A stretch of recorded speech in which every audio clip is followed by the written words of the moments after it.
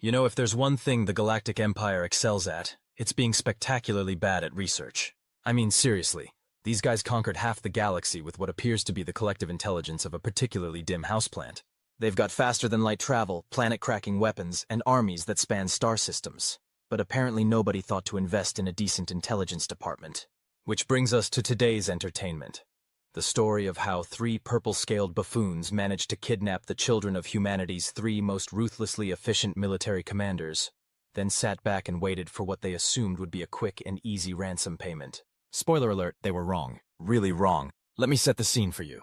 It's a Tuesday. Because of course it's a Tuesday. All the galaxy's worst decisions happen on Tuesdays. And Admiral Gareth the Butcher Blackwood is sitting in his office on Luna Station, trying to figure out why his latest requisition for antimatter torpedoes got denied. Again. Now, Blackwood earned his nickname the old-fashioned way, by turning 17 different alien fleets into very expensive space debris. The man once ended a 3-year siege by launching his own ship directly into the enemy flagship's bridge, somehow surviving the impact, and then proceeding to beat the enemy admiral to death with his own helmet. He's the kind of guy who uses diplomacy as a verb, meaning to shoot first and ask questions of whatever's left twitching. But today he's dealing with bureaucracy, which is arguably worse than any alien invasion force. Sir? His aide, Lieutenant Collins, pokes his head through the door, looking like he'd rather be anywhere else in the galaxy. Smart kid. You have a communication coming in. Priority channel. Blackwood doesn't look up from his paperwork. If it's the quartermaster's office again, tell them they can requisition my boot from there. Sir, it's about your son. Now that gets his attention. Blackwood's head snaps up so fast you can practically hear his neck vertebrae rearranging themselves. His son, David, is currently on a cultural exchange trip to the neutral station Harmony Point, one of those feel-good diplomatic initiatives where human kids get to learn about alien cultures and hopefully not start any interstellar incidents. What about David? Collins swallows hard. The transmission is from someone claiming to represent the Zephyrian Empire. They say they have him. The temperature in the room seems to drop about 10 degrees. When Blackwood speaks again, his voice has taken on that particular quality that usually precedes the complete and utter annihilation of whoever was stupid enough to annoy him. Put them through.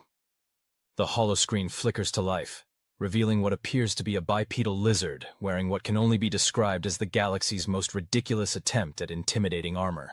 The creature has purple scales, yellow eyes, and the kind of overconfident smirk that immediately makes you want to punch it. Hard. Greetings, human, the alien says, and you can practically hear the sneer in its voice. I am Commander Zixthak of the Zephyrian Second Fleet. I believe we have something that belongs to you. You have exactly 30 seconds to explain yourself before I turn your entire fleet into a debris field. Blackwood replies conversationally. Zixthak laughs, a sound like nails on a chalkboard having an argument with a rusty gate. Aggressive! I like that in an inferior species. Very well, human. We have taken your offspring, along with 2 others from your pathetic little station. They are safe, for now. The hologram shifts to show 3 human children, bound and seated in what looks like a ship's cargo hold. David, a gangly 12-year-old with his father's stubborn jaw, sits between 2 other kids. A girl about 10 with fiery red hair who looks like she's plotting 17 different ways to escape, and a boy who can't be more than 8, but has the kind of steady gaze that suggests he's already figured out the guard rotation schedule. Our terms are simple, Zixthak continues. 1 billion credits transferred to the account we will provide. You have 72 hours, or the children will be sold to the Kavari slavers. And before you consider any heroic rescue attempts, be aware that we have taken them far from your territory. You will never find us in time. The transmission cuts out. For a moment, there's absolute silence in the office. Lieutenant Collins is standing perfectly still, probably wondering if he should duck and cover or just start running now. Blackwood stares at the blank holoscreen, his expression unreadable. Then very quietly he says, Collins. Yes, sir. Get me General Morrison and General Steele. Priority 1 communication. And Collins? Sir? Cancel all my meetings for the next week. I'm going to be busy committing genocide. Now, while Admiral Blackwood is busy planning the complete extinction of everything purple and scaly in a 50-parsec radius, let's take a moment to appreciate the sheer cosmic irony of the situation. You see, David Blackwood, Emily Morrison, and little Tommy Steele weren't just random kids on a school trip. They were the children of the 3 individuals who, between them, had personally ended more alien invasions than some entire species had launched. We're talking about a combined kill count that required scientific notation to express properly. General Victoria. The Viper Morrison earned her nickname during the Battle of Proxima Centauri, where she ended a 2-month stalemate by poisoning the enemy fleet's water supply, then sending them a get-well card. The woman once negotiated a peace treaty by demonstrating her ship's weapons on the enemy's homeworld's moon. There wasn't much left of the moon afterward, but the peace treaty was signed remarkably quickly. And General Alexander the Hammer Steel? Let's just say that when alien species tell scary stories to their children, they use his name. The man once ended an entire war by challenging the enemy's greatest champion to single combat, then proceeding to beat him to death with his own weapon. The really impressive part was that the champion was piloting a 30-foot-tall mech suit at the time. So naturally, the first thing that happens when these three paragons of human warmth and understanding get on a conference call is this. "Please tell me," Morrison says without preamble, "that you've already started loading the planet crackers." "I've got the Third Fleet spinning up their FTL drives as we speak," Blackwood replies. "How fast can you get the Fifth Army mobilized?" Steele's image flickers on the screen, and he looks like he hasn't slept in the 47 minutes since he got the call. "Already done. I've got dropships prepping for immediate deployment. Morrison, please tell me you've still got those experimental bioweapons tucked away somewhere." "Gentlemen," Morrison says with the kind of smile that makes entire solar systems request immediate transfers to other galaxies. "I thought you'd never ask." The three of them start coordinating their response with the kind of terrifying efficiency that made them legends in the first place. Within an hour, they've mobilized enough firepower to sterilize a small galaxy, identified the most likely location of the Zephyrian fleet based on their operational patterns, and worked out a strategy that involves the systematic elimination of everything that has ever known a Zephyrian personally. It's at this point that Admiral Blackwood's aide makes a mistake that will haunt him for the rest of his, hopefully long life. "Sir?" Collins ventures carefully. "Shouldn't we, I don't know, try to negotiate first? Maybe contact the Galactic Council? Follow proper diplomatic protocols?"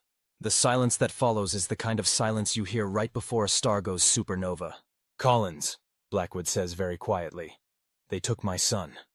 "Sir, I understand, but—" "They took my son," Morrison echoes, her voice carrying the kind of chill usually reserved for the heat death of the universe. "They took my son," Steele adds, and suddenly Collins realizes he's not dealing with three separate military commanders anymore. He's dealing with something much worse. Three parents who have just discovered that their children are in danger. "Collins," Blackwood continues, still in that terrifyingly calm voice, "I want you to send a message to the Galactic Council. Tell them that effective immediately, humanity is withdrawing from all non-aggression pacts with the Zephyrian Empire. Then I want you to contact our allies and inform them that we're calling in every favor, every debt, and every gentleman's agreement we've ever made. And Collins?" "Yes, sir?" "Tell them we'll be conducting military exercises in Zephyrian space. Extensive military exercises. The kind that tend to leave large craters." Collins swallows hard. What should I tell them when they ask about civilian casualties? The three generals look at each other, and for a moment, Collins sees something in their eyes that makes him suddenly very glad he's on their side. "Tell them," Morrison says sweetly, "that we'll be very careful to avoid hitting anything we want to keep alive." While three of humanity's most terrifying military minds are busy turning the concept of proportional response into a tragic joke, let's check in on our young protagonists, who are handling their captivity with all the dignity and cooperation you'd expect from the children of genocidal maniacs. "I still think we should have gone with my plan," Emily Morrison announces to the cargo hold at large. She's managed to work one hand partially free from her restraints, and is currently using it to gesture emphatically. Quick, decisive, maximum carnage. "Your plan was to bite the guard," David Blackwood points out reasonably. "That's not a plan, that's just assault." "It's a good plan," Emily insists. "Simple, direct, and it sends a clear message about what we think of their hospitality." Tommy Steele, who has been quietly studying the lock mechanism on his restraints, looks up from his work. "We could always go with the diplomatic approach," he suggests mildly. The other two stare at him. "I'm kidding," he says. "I've been watching these idiots for the past 6 hours. I'm pretty sure they couldn't organize a successful bake sale, let alone a competent kidnapping. The lock on my restraints is a Model 7 Alterian security device. My dad made me practice picking these things when I was 5. "Of course he did," David mutters. "My dad made me memorize the technical specifications of 47 different types of starship weapons. My mom taught me 17 different ways to kill someone with a hairpin," Emily adds cheerfully. "Your mom is terrifying." Tommy says with genuine admiration as he continues working on his restraints. Remember that time she came to the school career day and half the class started crying? She was just explaining her job, Emily protests.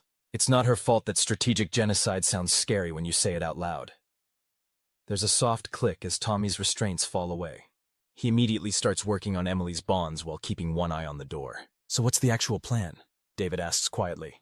Tommy glances toward the door, then back at his friends. Well, assuming our parents haven't already declared war on the entire Zephyrian Empire. They totally have, Emily interrupts. Then we probably have about 12 hours before this entire sector of space becomes a smoking crater. So really, our biggest challenge is staying alive long enough for the cavalry to arrive. The cavalry being our parents, David clarifies. The cavalry being 3 of the most ruthlessly efficient killers in human history, Tommy corrects, who also happen to be extremely angry parents. Emily's restraints come free, and she immediately starts working on David's. You know, she says thoughtfully, I almost feel sorry for these guys. They really have no idea what they've done, do they? As if summoned by her words, the cargo hold door slides open with a pneumatic hiss. Commander Zixthak himself strides in, flanked by 2 guards who look like they'd rather be literally anywhere else in the galaxy. Ah, the young humans are awake, he says, apparently oblivious to the fact that 2 of them are now completely free. I trust you're comfortable? The accommodations are temporary, of course. Soon you'll be enjoying the much more permanent hospitality of the Kavari slavers. Actually, David says conversationally, I don't think that's going to happen. Zixthak laughs. That same fingernails on chalkboard sound from earlier. Oh, and why is that, young human? Well, Emily says, standing up and dusting off her hands. Mostly because you kidnapped the wrong kids. The Zephyrian commander's yellow eyes narrow as he notices that his prisoners are no longer restrained. His guards start to move forward, but Tommy holds up one hand. I wouldn't, he says mildly. See, here's the thing you probably should have researched before you grabbed us. Our parents aren't random human civilians. They're... The ship's communication system crackles to life, interrupting him. This is Admiral Gareth Blackwood of the Human Colonial Navy, comes a voice that could freeze helium solid. You are currently surrounded by 17 ships of the line, 43 heavy cruisers, and enough firepower to turn your pathetic little fleet into component atoms. You have exactly 60 seconds to release the children unharmed, or I will demonstrate why the rest of the galaxy refers to humanity as those psychotic apes with the big guns. Zixthak's purple scales seem to pale slightly. He fumbles for his communicator. This is Commander Zixthak. I don't know how you found us, but your threats are meaningless. We have your offspring, and we are prepared to... 50 seconds. Blackwood's voice cuts across him. And Commander, that was my ship you just detected. The other 86 are still cloaked. The Zephyrian's communicator starts chittering with panicked voices, his bridge crew presumably reporting contact after contact appearing on their sensors. Dad always was good at dramatic entrances, David says proudly. The communication channel crackles again, and a new voice joins the party. This one carrying the kind of cheerful menace that suggests its owner is looking forward to the violence about to unfold. Commander Zixthak, this is General Victoria Morrison. I believe you have something that belongs to me. I'm going to give you one chance to return my daughter unharmed. If you decline this generous offer, I will spend the next several weeks demonstrating why my colleagues call me the Viper. Fair warning. The last species that threatened my family is now extinct. The survivors are still receiving therapy. Mom! Emily calls out cheerfully. We're fine. These idiots haven't figured out we're loose yet. Zixthak spins around, his yellow eyes going wide as he realizes that all 3 children are now standing free in the middle of the cargo hold. His guards raise their weapons, but Tommy just shakes his head. I really wouldn't, he says again. See, you're about to meet my dad, and he gets cranky when people point guns at me. As if on cue, the ship shudders violently. Emergency klaxons start wailing throughout the vessel, and the lights flicker ominously. A third voice joins the communication channel, this one carrying the kind of calm, professional tone that somehow manages to be more terrifying than the other 2 combined. This is General Alexander Steele, the voice says pleasantly. I just disabled your engines, your weapons, your shields, and your life support. You now have approximately 30 minutes of breathable air remaining. I suggest you use that time wisely. That's my dad, Tommy says with obvious pride. He's very thorough. Now, I should probably take a moment to explain exactly what surrounded by 87 human warships looks like from the Zephyrian perspective, because it's important to appreciate the full scope of their mistake. Picture, if you will, the most impressive military display you've ever seen. Got it? Good. Now multiply that by about 1,000 and add liberal amounts of barely contained homicidal rage. The Zephyrian fleet, and I use that term loosely, consisted of 3 medium-sized cruisers and a handful of escort ships. Impressive enough to intimidate most civilian populations, but roughly as threatening as a paper airplane when compared to what was currently surrounding them. Blackwood had brought the entire Third Fleet, 37 ships of the line, each one carrying enough firepower to sterilize a continent. Morrison had somehow managed to mobilize her rapid response force in under 3 hours, which was either a testament to her organizational skills or evidence that she kept a fully armed invasion fleet on standby at all times. And Steele? Steele had apparently decided that subtlety was overrated and brought along his entire planetary assault group, complete with troop transports, orbital bombardment platforms, and what appeared to be a mobile shipyard. From the Zephyrian perspective, it was like being a mouse that had just realized it was surrounded by a pack of very large, very hungry, and very angry tigers. Commander Zixthak stares at his communicator as more contacts continue to appear on his sensors. His scaled hands are shaking slightly, which is probably a reasonable response to discovering that you've just declared war on approximately half of humanity's active military. This is impossible, he stammers. How did you mobilize this many ships so quickly? Our intelligence reports indicated that your nearest major fleet was 3 sectors away. Your intelligence, comes Admiral Blackwood's voice, and you can practically hear the quotation marks around the word, appears to be somewhat defective, much like everything else about your operation. The ship shudders again as more human vessels drop out of FTL, their massive forms casting shadows across the Zephyrian fleet. Through the cargo hold's single porthole, David can see the sleek, predatory lines of human warships as they take up attack positions. You know, Emily says conversationally, from a tactical perspective, this is actually pretty impressive. Mom always said the key to successful intimidation was overwhelming force, but this seems a bit excessive even for her.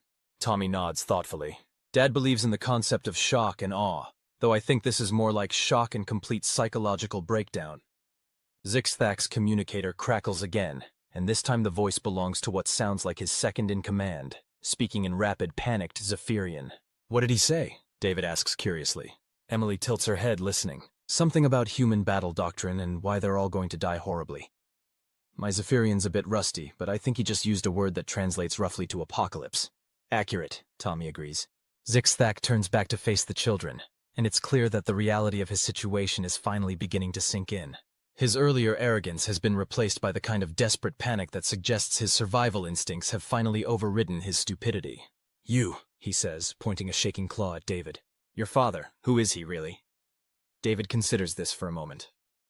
Well, officially, he's Admiral Gareth Blackwood, commanding officer of the Third Fleet and recipient of the Order of the Crimson Star with triple clusters.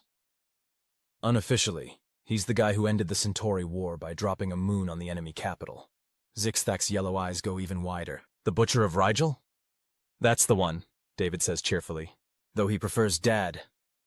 The Zephyrian commander's gaze shifts to Emily. And your mother? General Victoria Morrison, Emily says with obvious pride. The Viper. She once convinced an entire species to surrender by sending them a video of what she did to the last guys who annoyed her. The video was 17 minutes long, but most people stop watching after the first 30 seconds. Zixthak makes a sound that's somewhere between a whimper and a prayer. His attention turns to Tommy, who smiles pleasantly. General Alexander Steele, Tommy says before the question can be asked. The Hammer. He's the one who ended the siege of New Babylon by personally storming the enemy fortress with nothing but a combat knife and a really bad attitude. The fortress had a garrison of 10,000 troops. Emphasis on had. Sweet merciful stars, Zixthak whispers. We've kidnapped the children of the Trinity. Now, for those of you unfamiliar with galactic politics, the Trinity is what most alien species call Blackwood, Morrison, and Steele when they think humans aren't listening. It's not exactly a term of endearment, more like the way ancient civilizations talked about particularly vengeful gods. Oh good, Emily says brightly. You have heard of them. That should make this next part easier. The communication channel crackles once more, and this time all 3 parental voices speak in unison, which is somehow even more terrifying than listening to them individually. Commander Zixthak, you have 15 minutes to release our children and surrender your fleet. If you comply, we will allow your crews to return home safely after a brief stay in our prison facilities. If you refuse, the transmission pauses, and in that silence you can almost hear the collective prayers of every Zephyrian in the fleet. If you refuse, We will demonstrate why kidnapping human children is considered a capital offense in 17 different star systems. Zixthak looks around the cargo hold, at the 3 human children standing calmly in front of him, at his guards who are now openly weeping, at his communicator which is broadcasting the sounds of his bridge crew having what sounds like a collective nervous breakdown. 15 minutes, he repeats weakly. 14 minutes and 30 seconds. Tommy corrects helpfully, checking the chronometer on his wrist. Dad's always very punctual about his deadlines. What followed next was what military historians would later describe as the most one-sided surrender in recorded galactic history, though they'd use much more polite language than what was actually said during the proceedings. Zixthak, to his credit, did try to negotiate. It went about as well as you'd expect. Surely, he began, his voice cracking slightly. We can reach some sort of arrangement.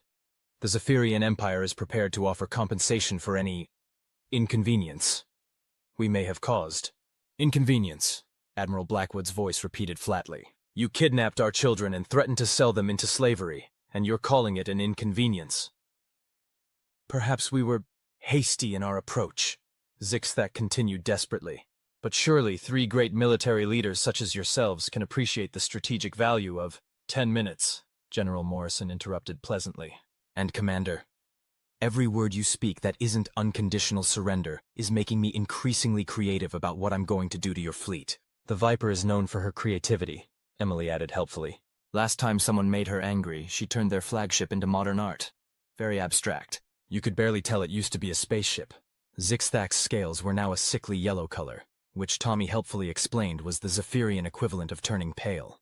Perhaps if we were to release the children immediately and offer reparations. 8 minutes. General Steele's voice cut through the transmission like a blade. And Commander, I should mention that we've been monitoring your fleet's communications. We know about your slaving operations in the Outer Rim. We know about the civilian transports you've been attacking. And we know about the weapons depot you have hidden in the Kepler system. The silence that followed was deafening. How? Zixthak whispered. Dad's very thorough, Tommy said proudly. He probably knew more about your operation 5 minutes after we were kidnapped than you do after running it for 3 years. The point is, David added, you're not just dealing with angry parents anymore. You're dealing with 3 of humanity's most effective military commanders who have just discovered that you've been conducting illegal operations in human space. We haven't been in human space, Zixthak protested. Emily laughed, a sound that somehow managed to be even more unsettling than her mother's earlier threats. Commander, you do realize that Harmony Point is technically a human protectorate, right? The neutral station thing is just a diplomatic courtesy. When you kidnapped us from there, you committed an act of war on sovereign human territory. The color drained from Zixthak's scales entirely. In the background, his communicator was now broadcasting what sounded like his entire crew discussing surrender terms. 5 minutes, all 3 parental voices said in unison. Zixthak looked around the cargo hold one more time, at the 3 human children who were regarding him with the kind of polite interest usually reserved for particularly entertaining insects, at his guards who had given up all pretense of competence, and were now openly discussing their last wills and testaments, at the porthole through which more human warships continued to arrive. I surrender, he said quietly. Louder, Emily requested cheerfully. I don't think they heard you on the bridge. I surrender! Zixthak shouted into his communicator. Full unconditional surrender, please don't kill us! The communication channel was quiet for a moment. Wise choice, Admiral Blackwood's voice finally replied. You will immediately release our children, then prepare your fleet for boarding. Any resistance will be met with overwhelming force. Any attempt to harm the children will result in the complete annihilation of your species. Are we clear? Crystal clear, Zixthak whimpered. Excellent. Tommy, David, Emily, are you 3 all right? We're fine, Dad, David called out. Though I think Commander Zixthak might need some medical attention. He seems to be having some sort of breakdown. Completely understandable, General Morrison's voice replied. Realizing that you've just threatened the children of the Trinity tends to have that effect on people. The guards are crying, Emily added. It's actually kind of sad. They'll get over it, General Steele said pragmatically. Eventually, assuming they survived the next few hours. 3 hours later, the Zephyrian fleet had been thoroughly searched, catalogued, and secured. The 3 children were safely aboard Admiral Blackwood's flagship, sharing hot chocolate and regaling the bridge crew with stories of their brief captivity. And then, Emily was saying, gesturing dramatically with her mug, Tommy just walks up to the lock and starts picking it like it's a hobby. These idiots had us secured with restraints my little brother could have escaped from. Your little brother is 7 years old, David pointed out. Exactly my point, Emily replied. Though to be fair, Mom started teaching him lockpicking when he was 5. She believes in being prepared. Admiral Blackwood, who had been listening to this conversation with the kind of expression parents get when they realize their children have inherited all of their worst traits, finally spoke up. Emily, please tell me your mother hasn't been teaching military tactics to elementary school children. Emily looked genuinely confused by the question. Of course she has. Hasn't your dad been teaching you about ship-to-ship combat? Well, yes, but... And Tommy's been learning demolition since he could walk, right, Tommy? Tommy nodded cheerfully. Dad says every well-rounded education should include at least basic explosives training. Blackwood rubbed his temples, suddenly understanding why the Galactic Council had been sending increasingly worried memos about human child-rearing practices. Sir? Lieutenant Collins appeared at his elbow, looking slightly shell-shocked. We've finished processing the prisoners. Commander Zixthak is requesting an audience. Does he now? Blackwood said mildly. And what does our would-be kidnapper want to discuss? He says he has information about other slaving operations in the sector. He's very eager to cooperate. I bet he is, Emily said cheerfully. Fear is an excellent motivator. Mom always says that the key to effective interrogation is making sure the subject understands exactly how much worse things could get. Your mother says that, does she? Blackwood asked. Oh yes. She has a whole lecture series on it. Advanced Psychological Warfare and you making friends through superior firepower. It's very educational. Blackwood made a mental note to have a very long conversation with General Morrison about appropriate dinner table topics. Sir? Collins ventured carefully. There's also the matter of the other slaving operations Commander Zixthak mentioned. The coordinates he provided show at least 7 other sites where they've been holding civilians from various species. The temperature in the room seemed to drop several degrees. Blackwood's expression shifted from mildly annoyed parent to genocidal military commander so quickly that Collins actually took a step backward. 7 other sites, Blackwood repeated quietly. Yes, sir. All within this sector. Intelligence estimates suggest they've been operating for at least 2 years. 2 years. General Morrison's voice came over the communication system. She'd been monitoring the conversation from her own flagship. 2 years of slaving operations, and the Galactic Council never noticed. To be fair, General Steele added from his ship, the Galactic Council couldn't organize a successful lunch order, let alone monitor illegal activities across an entire sector. Blackwood studied the tactical display showing the locations Zixthak had provided. 7 sites, scattered across a dozen systems, all carefully positioned to avoid regular patrol routes. Collins, he said finally, send a message to Fleet Command. Tell them we're going to need more ships. More ships, sir? We're going to pay a visit to each of these sites, Blackwood explained calmly. I want to make sure there are no other children being held captive. And if we find any? Collins asked, though he probably already knew the answer. Blackwood smiled, the kind of smile that had made him famous throughout the galaxy for all the wrong reasons. Then we're going to demonstrate why humanity takes a very dim view of people who threaten children. What happened next was what military historians would later call the 72-hour war, though calling it a war was being generous to the Zephyrian slaving operations. The 72-hour extermination would have been more accurate, but it sounded less professional in the official reports.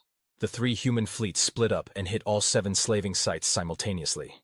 They found 43 human civilians, 27 Alterian merchants, 68 Centauri refugees, and 84 children from various species, all held in conditions that made the cargo hold David, Emily, and Tommy had been kept in look like luxury accommodations. The rescue operations were textbook examples of human military efficiency. The retribution that followed was a textbook example of what happens when you make 3 already terrifying human generals take this whole thing personally. Dad seems really angry, David observed from the observation deck of the flagship, watching as another Zephyrian facility was reduced to component atoms by the 3rd Fleet's main guns. Mom's enjoying herself, Emily added, pointing to where General Morrison's ships were systematically dismantling a Zephyrian supply depot with what could only be described as artistic precision. See how she's targeting the support struts in sequence? That's her signature move. The whole structure will collapse in on itself in about 30 seconds. Sure enough, the massive orbital facility folded in on itself like an elaborate piece of origami, creating a brief but spectacular light show as its fusion reactor experienced what the technical manuals politely called catastrophic containment failure. My dad's being more subtle, Tommy noted. indicating where General Steele's forces were conducting what appeared to be a routine patrol of an asteroid field. He's not actually destroying anything. He's just moving some rocks around. The other two kids looked more closely at the tactical display and gradually began to understand what they were seeing. Steele's ships were using precisely targeted gravitational manipulation to alter the orbits of several large asteroids, sending them on a collision course with the Zephyrian mining operation hidden deeper in the field. "That's going to take about 6 hours to play out," David said admiringly. "Dad likes to give people time to think about their mistakes," Tommy agreed. "He says anticipation is often worse than the actual event." "Your parents are all terrifying," a new voice said from behind them. The three children turned to see Commander Zixthak himself, flanked by 2 human marines and looking like he'd aged about 10 years in the past 3 days. His purple scales had taken on a grayish tinge, and his yellow eyes had developed the kind of hollow stare usually associated with people who've seen too much. "Commander," Emily said brightly, "how nice of them to let you visit. Are you enjoying the show?" Zixthak stared out at the systematic destruction of everything his organization had built over the past several years. This is madness. We surrendered. We gave you the information you wanted." "Why are they still—" He gestured helplessly at the tactical display, where human ships were methodically eliminating every trace of Zephyrian presence in the sector. "Oh, that," David said matter-of-factly. "They're not just rescuing the prisoners. They're making sure this never happens again." "But we told you everything!" Zixthak protested. "We cooperated fully!" Tommy tilted his head, studying the Zephyrian commander with the kind of clinical interest his father usually reserved for particularly challenging tactical problems. "Commander, you do understand that you weren't just running a kidnapping operation, right? You were conducting systematic raids on civilian populations across 17 different star systems. You've been selling sentient beings into slavery for 2 years. "It was just business," Zixthak said desperately. The three children exchanged glances. "Just business," Emily repeated slowly. "You know, Commander, I think that might be the worst thing you could have said." "Why?" Zixthak asked, though he probably didn't really want to know the answer. "Because," David explained patiently, "our parents are very good at separating professional military operations from personal vendettas. When you kidnapped us, that was personal. But when you described systematic slavery as just business, well, now it's professional too. And when our parents go professional," Tommy added cheerfully, "they tend to be very thorough." As if to emphasize his point, another Zephyrian facility disappeared in a brilliant flash of light, followed shortly by a debris field that had once been a supply convoy. "This is genocide," Zixthak whispered. "No," Emily corrected. "This is pest control. Genocide would imply that your people were worth considering an actual threat."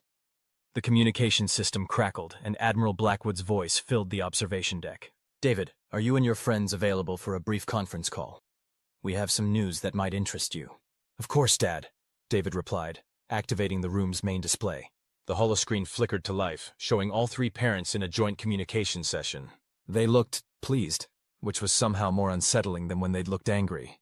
"Children," General Morrison began, "we've had some interesting developments. It seems that Commander Zixthak's organization was much larger than we initially realized." "How much larger?" Emily asked. "They've been operating in 47 star systems," General Steele replied calmly, "with an estimated 300,000 victims over the past 5 years. The silence that followed was the kind of silence you get when everyone in the room simultaneously realizes that they've been thinking too small. 300,000, Tommy repeated quietly. That's not possible," Zixthak stammered. "Our operation wasn't that large. We were just one cell, one small part of—" He stopped talking as he realized what he'd just admitted. "One small part of what, Commander?" Admiral Blackwood asked pleasantly. Zixthak's mouth opened and closed soundlessly, like a fish trying to breathe air. "The good news," General Morrison continued, "is that Commander Zixthak has been extremely helpful in providing us with details about the larger organization. Haven't you, Commander?" I had no choice," Zixthak whispered. "You showed me what you did to the others. You made me watch." "We showed you the recordings of the rescue operations," General Steele corrected. "We thought you should see what conditions those children were being kept in." "Some of them had been there for months," Emily said quietly, her earlier cheerfulness replaced by something harder. "Some of them were younger than Tommy." "The youngest was 6, David added, his voice carrying an edge that hadn't been there before. Tommy didn't say anything, but his hands were clenched into fists. Zixthak looked around the room, at the three children who were no longer quite as amused by the situation, at the tactical display showing the systematic obliteration of his organization, at the three parental figures on the holoscreen who were discussing the logistics of interstellar warfare with the casual efficiency of people planning a family barbecue. What are you going to do to me? He asked finally. That depends, Admiral Blackwood replied. How cooperative are you planning to be regarding the larger organization? I'll tell you everything, Zixthack said immediately. Names, locations, command structures, everything. Just, please, no more demonstrations. Excellent, General Morrison said with satisfaction. We'll start with the main headquarters. But that's in Zephyrian space, Zixthack protested. You can't just invade a sovereign star system. The three parents looked at each other, and for a moment there was something like amusement in their expressions. Commander, General Steele said gently, I think you're still operating under some misconceptions about your current situation. What do you mean? Well, Admiral Blackwood explained. As of approximately 6 hours ago, the Galactic Council voted to authorize a joint human coalition task force to investigate and eliminate all slaving operations in this sector of the galaxy. The vote was unanimous, General Morrison added.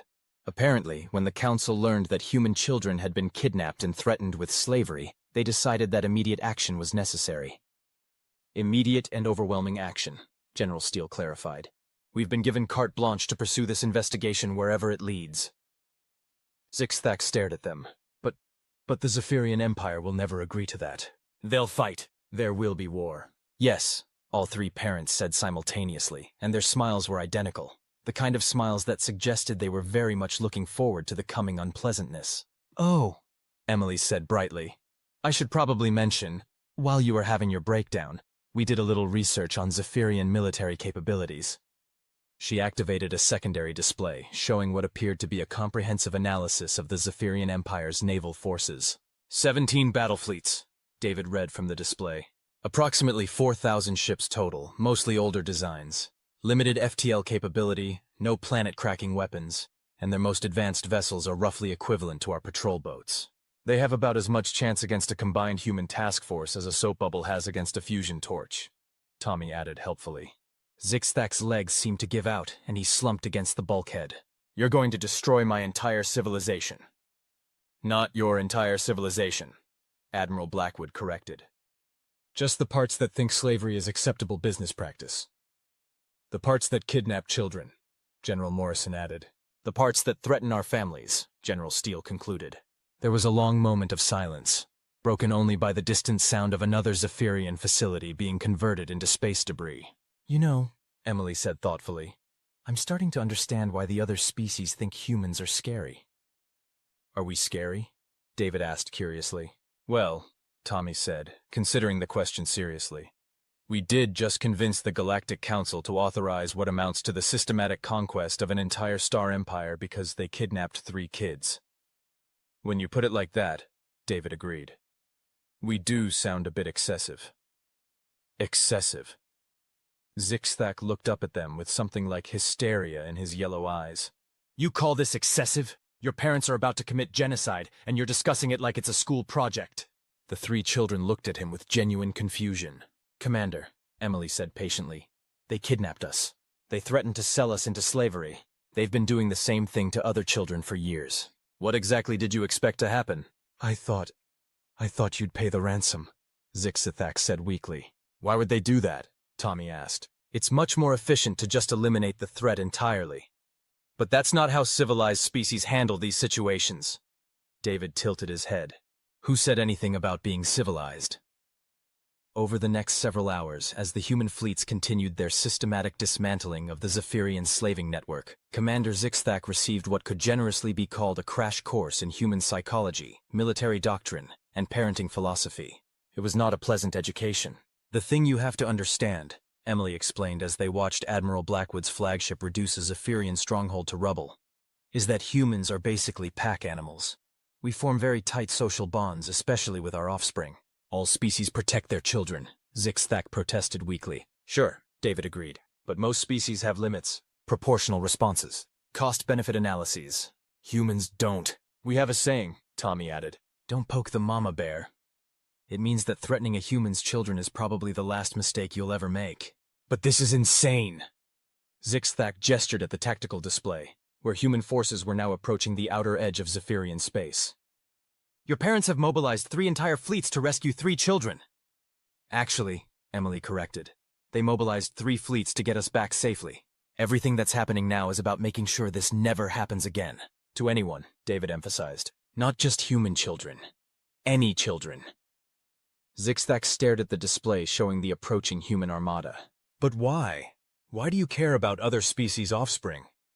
The 3 children exchanged glances, and for a moment, Zixthak saw something in their expressions that reminded him uncomfortably of their parents. Because, Tommy said simply, some things are wrong no matter who does them. And some things, Emily added, require an immediate and overwhelming response.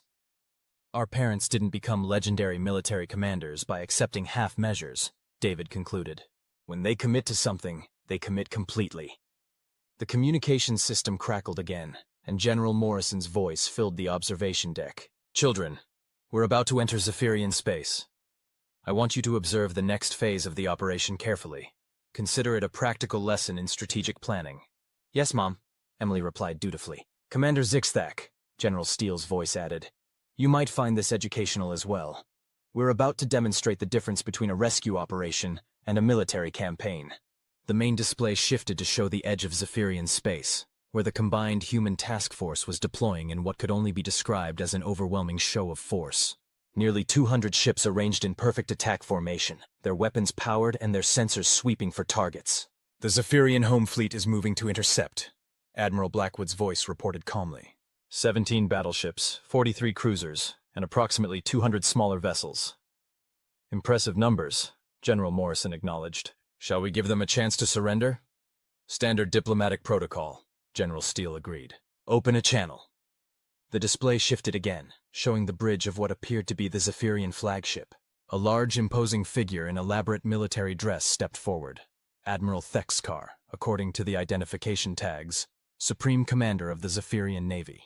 Human vessels, he declared in accented but clear galactic standard. You are in violation of sovereign Zephyrian space. Withdraw immediately or face the consequences. There was a pause. Admiral Thexkar, Admiral Blackwood replied politely. This is Admiral Gareth Blackwood of the Human Colonial Navy. We are here under the authority of Galactic Council Resolution 2847, investigating reports of systematic slavery operations within your territory. We request permission to conduct our investigation peacefully. Request denied, Thexkar snapped. The Zephyrian Empire does not recognize the jurisdiction of the Galactic Council within our sovereign space. Another pause. Admiral, General Morrison's voice cut in, carrying that particular tone that suggested someone was about to have a very bad day. Are you familiar with the human concept of probable cause?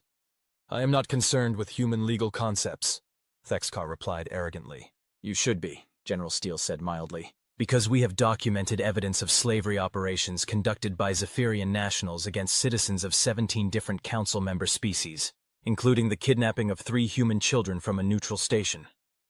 Unsubstantiated allegations, Thexkar dismissed. Actually, Emily called out, loud enough for the communication system to pick up. We have quite a bit of substantiation. Commander Zixthak has been very helpful. The camera angle shifted slightly, showing Zixthak slumped against the bulkhead behind the 3 children. At the sight of his subordinate in human custody, Admiral Thexkar's expression darkened considerably. You will release Commander Zixthak immediately, he demanded. I'm afraid that's not possible, Admiral Blackwood replied. Commander Zixthak is currently serving as a witness in an ongoing investigation. However, we'd be happy to discuss his eventual repatriation once our investigation is complete.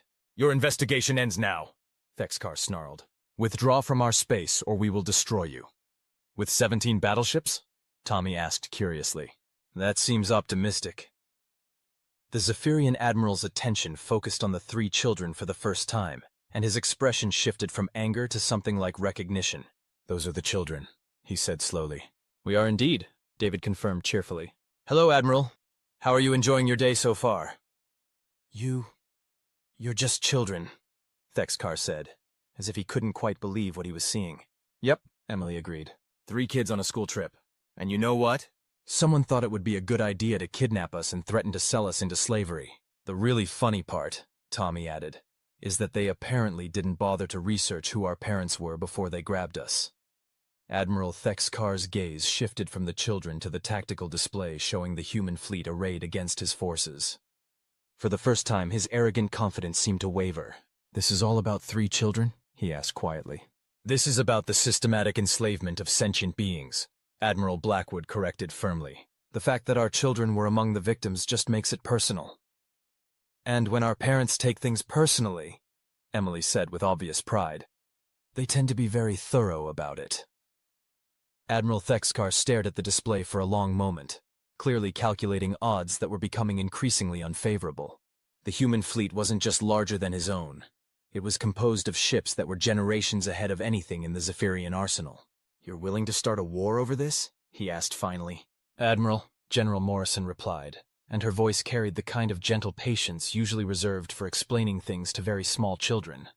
"The war started the moment your people kidnapped our children. We're just here to finish it."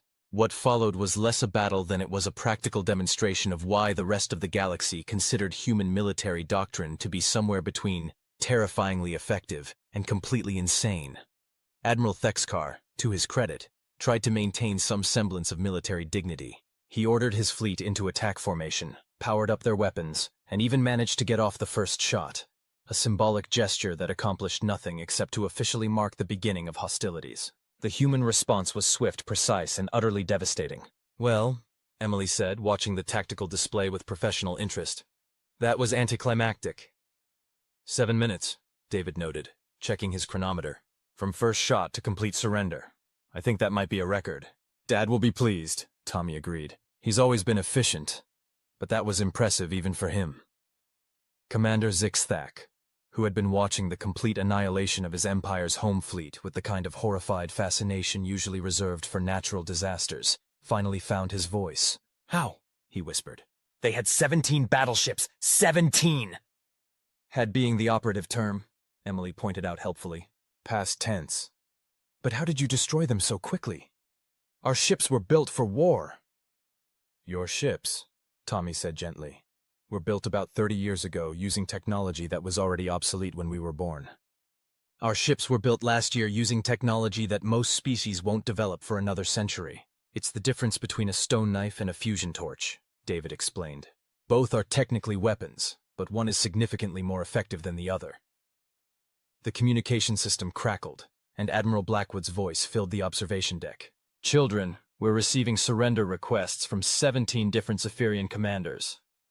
Apparently, word of Admiral Thexkar's difficulties has spread throughout their fleet rather quickly." "Are you accepting the surrenders?" Emily asked. "Of course," General Morrison replied. "We're not barbarians. Anyone who surrenders immediately and provides full cooperation with our investigation will be treated according to standard prisoner of war protocols."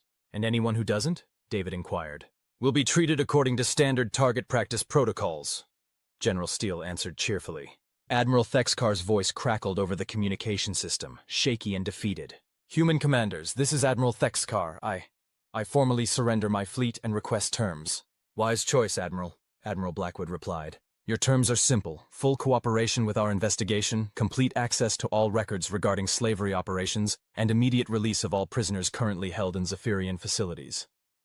"And in return?" "In return, we won't reduce your home system to component atoms," General Morrison said pleasantly. "We consider this quite generous, under the circumstances." There was a long pause. "Agreed," Thexkar said finally. We agree to all terms." "Excellent," General Steele said with satisfaction. "We'll begin boarding operations immediately. I trust you'll instruct your crews to cooperate fully?" "They will cooperate," Thexkar confirmed wearily. "They will cooperate completely." The communication channel closed, leaving the observation deck in relative quiet. For a moment, the only sound was the distant hum of the ship's engines and the soft beeping of various monitoring systems. "You know," Emily said thoughtfully, "I'm starting to feel a little sorry for them." "Really?" David asked, surprised. "Not sorry enough to suggest we stop," she clarified quickly. "But they really had no idea what they were getting into, did they?" Tommy shook his head. "Complete and total intelligence failure. They saw 3 human children and assumed we were random civilians. To be fair," David pointed out, "most human children are random civilians." "Most human children," Emily corrected, "don't have parents who respond to kidnapping by mobilizing invasion fleets." Commander Zixthak, who had been listening to this conversation with increasing despair, finally spoke up. What? What happens now? To my people? To the Empire?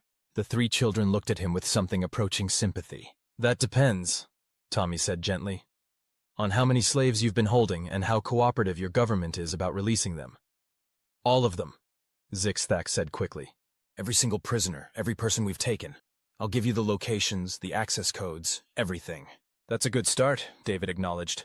But this is bigger than just your operation now. This is about the systematic practice of slavery throughout your empire. My parents don't do half measures, Emily added. When they commit to eliminating a threat, they eliminate it completely. But surely they won't.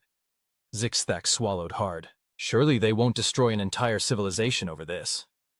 Of course not, Tommy said, and for a moment, Zixthak looked relieved. They'll just destroy the parts of your civilization that practice slavery, David continued. And the parts that support it, Emily added. And the parts that enable it, Tommy concluded. Which, based on what we've learned so far, David said thoughtfully, appears to be most of your government and about half of your military. Zixthak stared at them in horror. But that would leave us defenseless. Without a government, how would we survive as a species? Well, Emily said brightly, you could try not enslaving people. I hear that's quite popular among civilized species. You could focus on legitimate trade and commerce, Tommy suggested. There's actually quite a lot of money to be made in legal activities. You could join the Galactic Council as a reformed society, David added. Several species have done that after restructuring their social systems. Restructuring, Zixthak repeated hollowly. It's a very polite way of saying complete regime change, Emily explained helpfully. The communication system crackled again, and all three parental voices spoke in unison. Children, we're going to be conducting extensive operations throughout Zephyrian space over the next several days. You'll be remaining aboard the flagship for your safety, but we thought you might like to observe the liberation operations. Oh yes, Emily said immediately. Educational value aside, I want to see how Mom handles planetary-scale logistics. And I'd like to observe Dad's approach to siege warfare, David added. He's been promising to show me proper orbital bombardment techniques. My dad said he'd demonstrate advanced prisoner processing, Tommy contributed. Apparently, we're going to be dealing with several thousand captives, and he wants to show me how to organize mass repatriation efforts. Your parents, Zixthak said weakly, are treating this like a field trip. Why wouldn't they? Emily asked, genuinely confused. It's an excellent learning opportunity. How often do you get to observe a large-scale humanitarian operation combined with strategic regime change? Most species, David pointed out, don't get to learn military tactics from three of the galaxy's most legendary commanders. We're very fortunate, Tommy agreed. This is the kind of hands-on education that most people only read about in history books. Commander Zixthak looked around the observation deck one more time, at the three human children discussing the complete dismantling of his civilization with the enthusiasm of students on a field trip, at the tactical display showing human forces systematically securing every major Zephyrian installation, at the communication system that was now broadcasting a steady stream of surrender requests from across the Empire. You're all completely insane, he said finally. Probably, Emily agreed cheerfully. But we're very effective at it. And we get results, David added. Plus, Tommy concluded, we're really good at protecting the people we care about. 3 weeks later, the Zephyrian liberation, as the official reports diplomatically termed it, was complete. The slavery operations had been dismantled, over 40,000 prisoners had been freed and repatriated, and the Zephyrian Empire had undergone what historians would politely call rapid political evolution. The three children were finally back on Harmony Point, completing their interrupted cultural exchange program under significantly enhanced security protocols. They were currently sitting in the station's main cafeteria, working on their final reports while their parents conducted what the adults insisted on calling routine diplomatic consultations with the new Zephyrian provisional government. So, Emily said, looking up from her tablet, what did everyone write for the most significant learning experience section? I wrote about observing large-scale fleet operations and their psychological impact on enemy morale, David replied. 17 pages with tactical diagrams. I focused on the logistics of humanitarian operations, Tommy added. Fascinating stuff, really. The coordination required to process 40,000 prisoners and get them safely home is incredibly complex. I wrote about the importance of accurate intelligence gathering, Emily said smugly. Specifically, the catastrophic consequences of failing to properly research your targets before initiating hostile operations.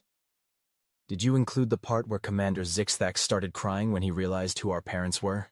David asked. That's in the appendix, Emily confirmed, along with the timeline of his complete psychological breakdown.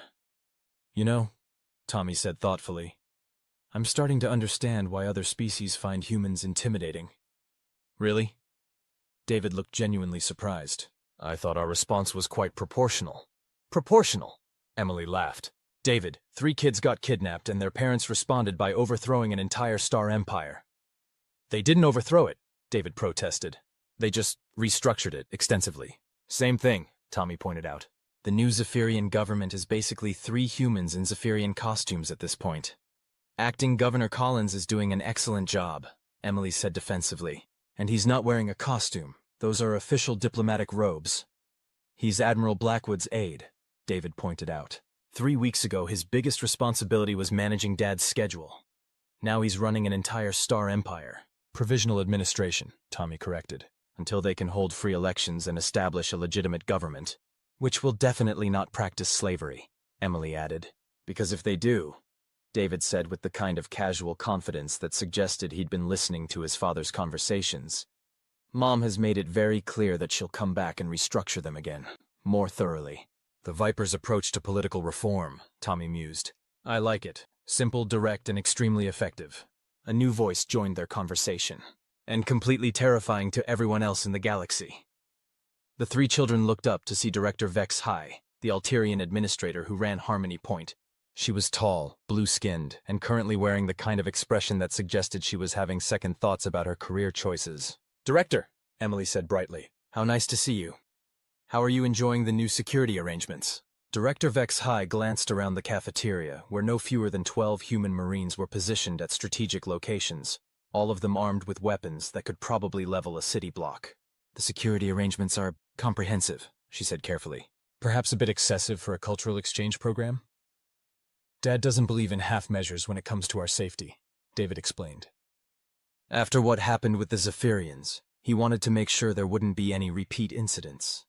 By stationing an entire battalion on my station, Director Vex High said weakly.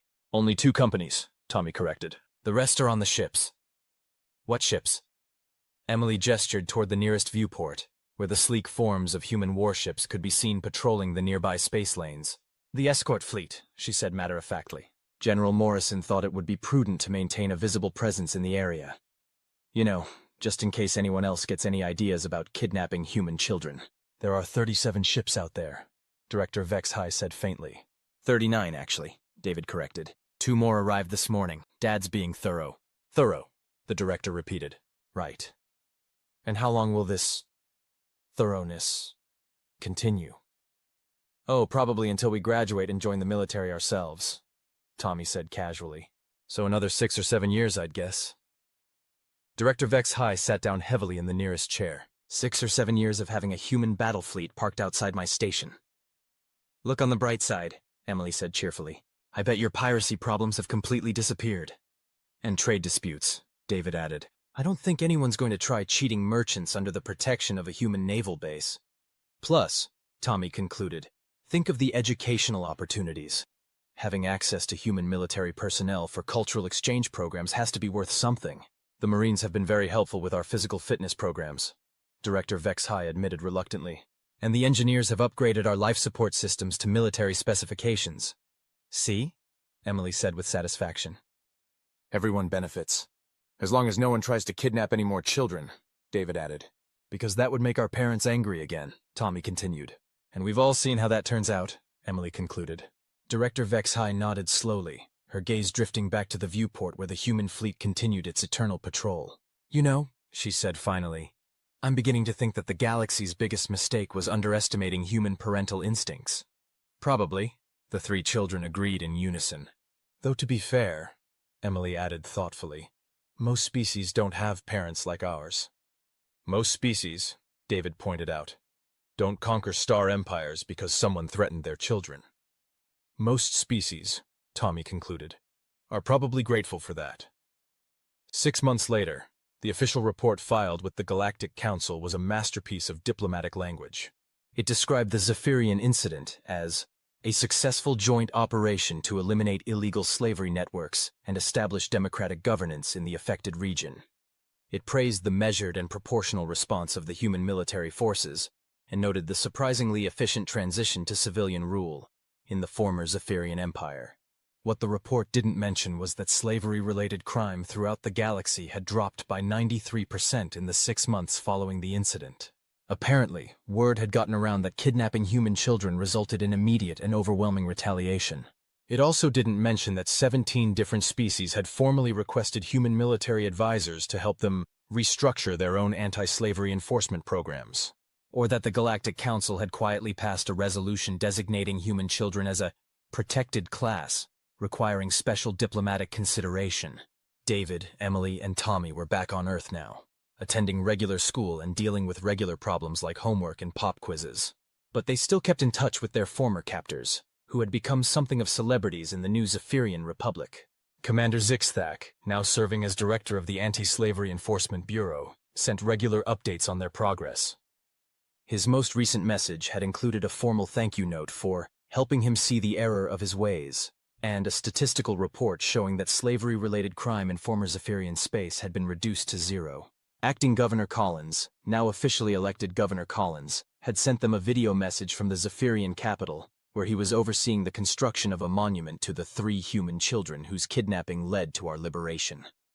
The monument, he noted with obvious pride, would be visible from orbit. And Admiral Thexkar, who had been serving as military advisor to the new government, had written a lengthy essay on the importance of accurate intelligence gathering in military operations, which had become required reading at military academies throughout the galaxy. "You know," Emily said one afternoon as they sat in their Earth history class, "I think we might have accidentally changed galactic politics." "Accidentally?" David looked skeptical. "You think our parents accidentally mobilized 3 fleets and overthrew a star empire?" "They didn't overthrow it," Tommy corrected for what had to be the 1,000th time. "They restructured it. There's a difference." "The end result is the same," Emily pointed out. "An entire region of space is now governed according to human political principles. And slavery is basically extinct throughout the galaxy," David added. "And everyone is suddenly very, very careful about how they treat human civilians," Tommy concluded.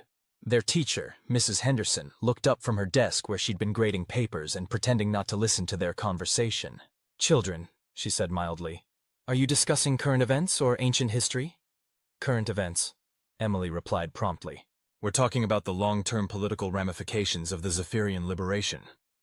"For our comparative government project," David added helpfully. "We're analyzing the transition from authoritarian empire to democratic republic," Tommy concluded. Mrs. Henderson studied them for a moment, clearly trying to decide whether 3 12-year-olds should be casually discussing interstellar regime change as a school project. "And what conclusions have you reached?" she asked finally.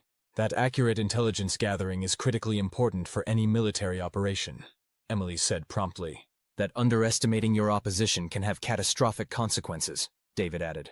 "And that threatening someone's children is probably the worst strategic mistake you can make," Tommy concluded. "Especially," all 3 said in unison, "if their parents happen to be professional killers, Mrs. Gare." Henderson blinked several times, then returned to her papers. "I'm going to pretend I didn't hear that last part," she said firmly. "Probably wise," Emily agreed cheerfully. And in the end, that might have been the most important lesson of all. Sometimes the best response to overwhelming force is to pretend you never saw it coming. After all, the galaxy was a much safer place now that everyone understood the consequences of making humanity angry, even if nobody wanted to admit exactly how they'd learned that lesson. The Galactic Council's official records still list the Zephyrian incident as a minor diplomatic dispute resolved through enhanced negotiations. The fact that these negotiations involved the complete restructuring of an entire star empire is considered a bureaucratic footnote. Commander Zixthak's therapy bills, however, are a matter of public record. And somewhere in the galaxy, 3 children are growing up knowing that their parents love them enough to conquer star empires if necessary. Sleep well, Galaxy. The humans are watching. The end.